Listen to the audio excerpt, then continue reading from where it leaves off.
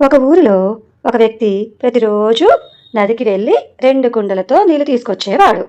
ఒక కుండ పూర్తిగా బాగుండేది, ఇంకో కుండకి చిల్లుండేది. ఇంటికి వచ్చేసరికి మంచి కుండ పూర్తిగా నీళ్లు తెచ్చేది. కానీ చిల్లుపడిన కుండలో సగం నీళ్ళే ఉండేవి. ప్రతిరోజు అది బాధపడేది.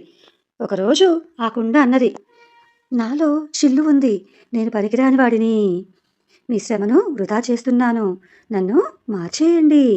ఆ మనిషి నవ్వుతూ అన్నాడు, రేపు ఇంటికి వెళ్ళే దారిలో చుట్టూ గమనించు. మరుసటి రోజు ఆ కుండ చూసింది. తన వైపు దారంతా అందమైన పూలు పూసి ఉన్నాయి, కానీ మంచు కుండ వైపు మాత్రం పూలే లేవు. అప్పుడు ఆ మనిషి అన్నాడు, నీ చిల్లును నాకు తెలుసు, అందుకే నీ వైపు దారిలో విత్తనాలు నాటాను. నీవు ప్రతిరోజు నీళ్ళతో వాటిని నీరెత్తించావు. నీ వల్లే ఈ దారి అందంగా మారింది. దీంట్లో నీతేంటో తెలుసా మరి? నీ లోపమని అనిపించేది ఇంకొకరికి ఆశీర్వాదం కావచ్చు. నీ బలహీనత అనుకున్నదే నీ ప్రత్యేకత కావచ్చు. నీ సమస్యలను ద్వేషించకు, నీ లోపాలను తక్కువగా చూడకు.